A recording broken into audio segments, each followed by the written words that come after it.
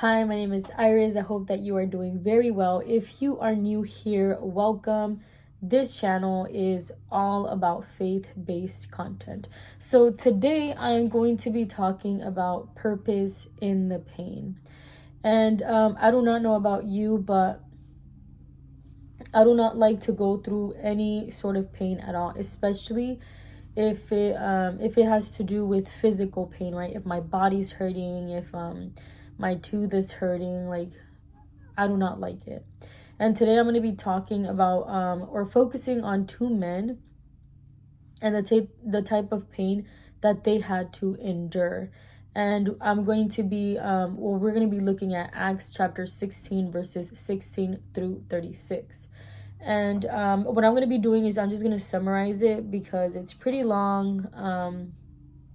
On your alone time, please go ahead and read the whole thing because there is a lot that I'm not going to, there's a lot of details that I'm going to be leaving out. So Paul and Silas, they are on their way to go and pray, right? And then out of nowhere, here comes this woman, and she had the spirit of divination, meaning she can tell the future.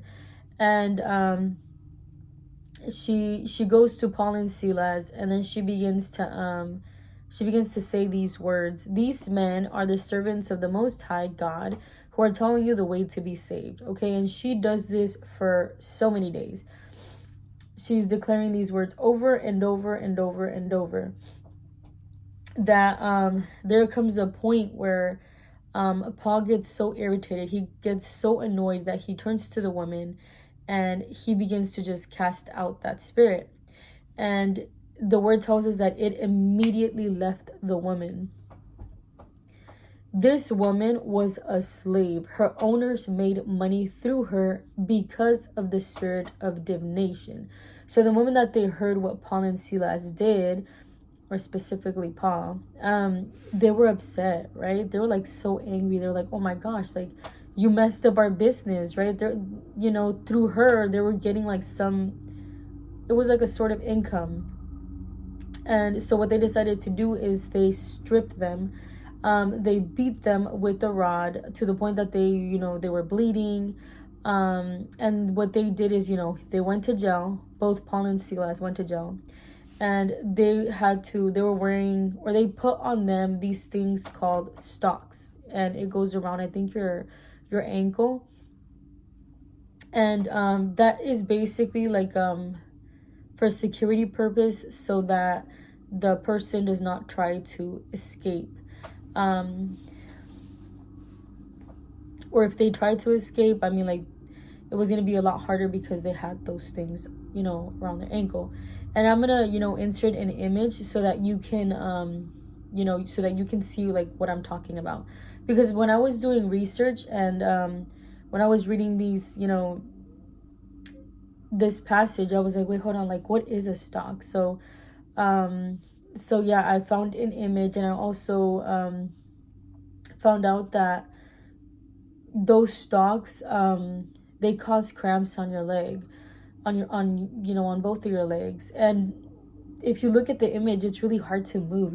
Imagine if you're like hurting in one area and you want to, like, rest. You don't want to really lay on that area because it's causing, it's hurting, so you can switch to another side. But with those, stocks around their legs, it was really difficult for them to move. So by this time, like, these men are both in jail. They are in so much pain because of, the beating that they received, but also because of the stocks on their legs, right? And I'm pretty sure that both of these men are cold because it's jail. And if you've ever been to jail, I've gone there I've never been to jail. I've just, visited. And the times that I've gone, it's been freezing. So I'm pretty sure that these men are really cold, right? And I do not know about you, like, what would you do in this situation if you were the one that was, in chains, or if you were in, like in prison, in jail? What would you do? For me personally, I do not think that I would have done what Paul and Silas did next. Okay, so like around 12 12 o'clock midnight, what they decided to do is they began to pray and they began to worship God. And all of the prisoners in the jail also heard them, including the officer in charge. And what happened was that as they were worshiping, there was an earthquake that the jail began to shake, and the foundation of the jail began to shake, which caused the sailors, I don't know if that's how you say it, but the doors of the cell to like swing open, and the shackles or the chains of the prisoners to break. And yeah, like it wasn't just Paul's and Silas's chains that were broken, it was like everybody's. So by this time, the main officer thinks that all of the prisoners escaped, right?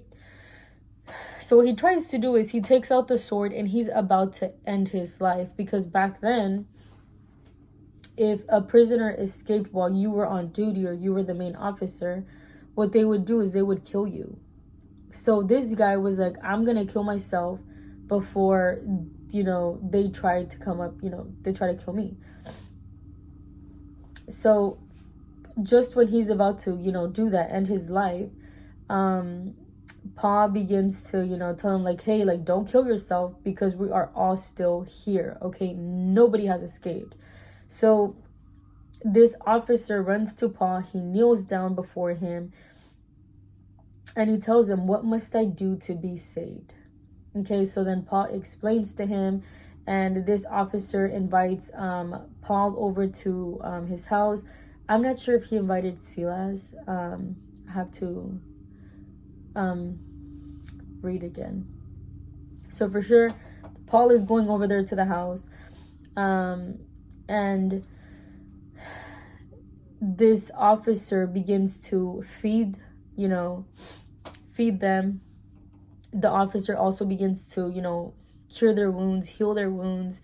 And right then and there, like Paul, takes the opportunity to share the gospel, not only just, with this officer, but also with his family, which caused this entire household to be saved.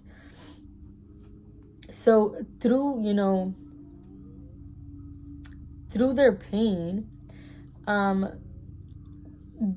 and Silas's faith grew, right? Their trust in the Lord was strengthened. And not only that, like through their pain, like God got to save a whole family, which is incredible. And I would like to focus on two key points here. The first one would be that how you respond, it matters. And I'm pretty sure that you have heard time and time again that we are going to go through tribulations. We are going to go through trials, right? Have you heard that? How many times? Lots of times, right? Which that is out of our control, okay? But what is in our control is how we respond, how we react. So we get to basically, we have two choices here. We're either going to focus on, choose to focus on God. The two choices are that, okay, I'm going to focus on the negative, okay? And then I'm going to focus on the positive, okay? So we can choose to either focus on the problem, on the situation, which this is going to cause what? This is going to cause anxiety. This is going to cause fear. And this is going to cause some stress, right? Which is not good. It's not good for our mental health. It's not good for our physical health. It's not good for our spiritual health. It's not good in general. But if we choose to trust in God and focus on Him, then in return, what we're going to get from the Lord is peace and joy, right? And it honestly seems really, it's easier said than done, right? Because when we go through situations, when we go through problems, we're like, man, like, how am I going to worship? How am I going to praise God if I'm going through this, like what this world tells us to do is like, you can focus on your problem, you can focus on what you're going through. Like, if you have anxiety, that's okay, that's normal. It's okay for you to have anxiety for the rest of your life, to be in fear for the rest of your life. Like, but God says no. Like, you can be stressed, you can worry, you can be sad, you can be mad, there's a reason why God has given us feelings, okay? We can go through all of these emotions, but it is not good for us to stay there, or for us to be living from these emotions, right? So what we have to do is focus on God and really truly trusting and believing, like, that through Jesus, like, he already has given us the victory, and what God just wants us to do is trust him and to use our weapons, right? That's what the word tells us to do. And some of our weapons are prayer, and the other weapon is worship. And we see all throughout the Old Testament how God has defeated, people's enemies as they worshipped. And like, one example is King Jehoshaphat, right? There was this whole army that was going to go up against, that wanted to kill him and wanted to kill his people. And so what, Jehoshaphat did, he did a lot of stuff. But one of the things that he focused on is, like, he seeked God for counsel. He began to pray, and he told, like, the entire town, like, to fast. And he also fasted. And as they were marching, to go in, into battle, as they were marching to go into battle, like, King Jehoshaphat basically knew that they were outnumbered, that the other people had, like, more people. So he just chose to trust God, and his entire army, then that entire town, they chose to believe and trust God that he was going to deliver them. And we can read what happens in 2 Chronicles chapter 20 verse 22, and it says that they began to sing and praise. The Lord set ambushes against the men of Ammon and Moab and Mount Seir, who were invading Judah, and they were defeated. So in the end, it was God who gave them the victory, right? It was him who fought their battle. They didn't do it themselves, because if they were to do it themselves, they were not going to win, and they knew it. They knew they needed God's help.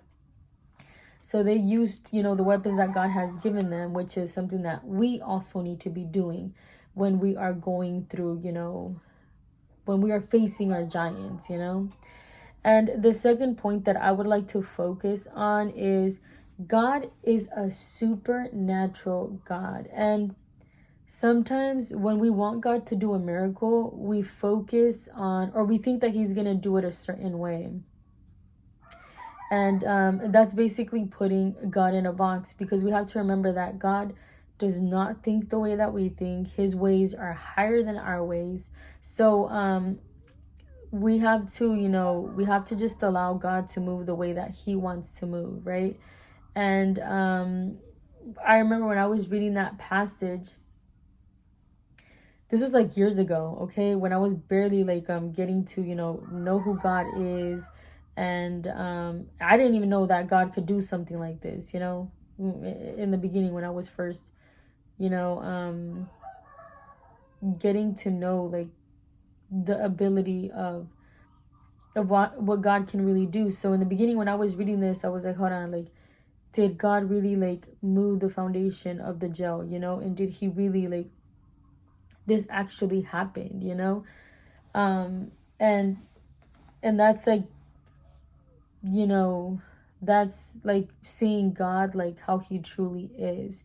And we can see another example of how God works in mysterious and supernatural ways. If we look at the blind man, and when Jesus, he goes up to the blind man, and let's just read it real quick, okay? It's in John chapter 9, verses 1 through 9. And it says that Jesus spits on the ground to make mud and puts it on this man's eyes and tells him to go wash it off at the pool of Siloam. And immediately he begins to see. So I would have thought that Jesus would have gone up to this guy and he would have told him like, hey, like, you want to receive your eyesight? The guy would have said yes. And then he would have been like, okay, like, you're receiving your eyesight because of faith. But like, no, Jesus was like, he spits on the ground, you know, to create this sort of mud, right? And he puts it on the guy's eyes. And then he sends him off to go to, you know, wash it off with the water from, you know, Siloam, right? And I was like, wow, like, the Lord really works in mysterious ways and in ways that I do not think of, you know? It's way out of like his ways, the way that he does things is really like, it can't compare to my thinking, you know, because my thinking is like human thinking. It's small, you know?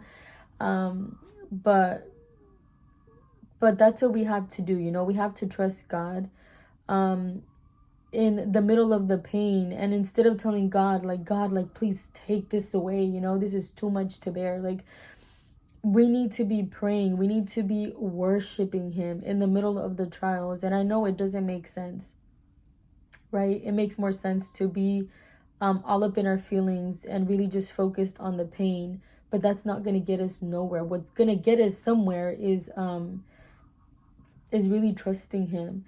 And one of the things that also like stood out to me when I was reading this was that through their pain, like, their faith grew, their trust in God grew. You know, they saw God move in, you know, in such a mighty and powerful way, and personally, right? But the other thing is that through that pain, a whole family got to be saved. And which led me to thinking like, hey, like, whenever I go through something or I'm in pain or whatever the case may be, I'm waiting for a miracle, I'm waiting for some breakthrough, I need to be asking like, okay, like, Lord, you're going to glorify yourself in my life. So exactly like what you did in Paul's and Silas's life, you know, and you reached a family, you saved a family, then use this, whatever I'm going through, for your glory, to reach as many people as you want, right?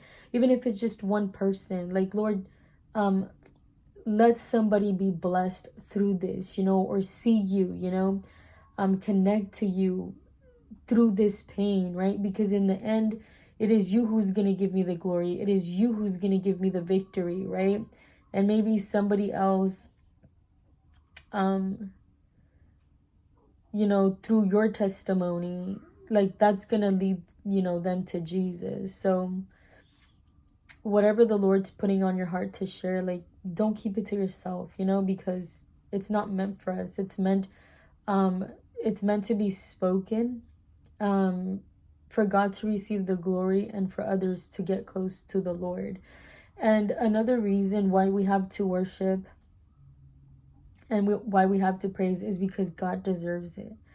And he deserves it all the time. Not because, okay, I'm going to praise, I'm going to worship because I want a miracle, or I want to feel God's presence, you know. It's simply because he deserves it, because he is God. And so I would like to encourage you, like, no matter what you're going through, no matter your failures, no matter your setbacks, like, just take some time, read your word. It doesn't have to be like an hour long. Pray, worship, praise him. Even if it's for like a minute, you're doing something, you know? And you're telling yourself and your feelings like, hey, I'm not in control. I'm not going to be, let myself be moved by these feelings. I'm going to go through my emotions, but I'm going to let God, you know, take control. Because in the end, it's him who's going to give me the victory. I'm not doing nothing. God is fighting my battles. Like, God is fighting your battles. So just take some time out of your day to spend time with God. And if you feel like you can't because you failed, or because you made a mistake, or because you're like, oh no, I've done this, I feel like I'm too far from God, you're too far from God. You're not. There's a reason why Jesus died for you on the cross, right? Like, he took all of your mistakes, all of your setbacks with him, you know? And he has given us free access to go to him. I mean, like, think about it. You can't fix whatever you're going through alone. You literally need Jesus. You need his help. So instead of, like, trying to, put some space between you and God, like, don't do it, Go to your Father, because like how it's written in the word, he's waiting for you with arms wide open. Like, he really is. And God isn't mad. God isn't disappointed in you. Like, he's not. He would rather you go back to him and spend time with him, and ask, you ask for his help, than for you to be far from him, because he loves you that much.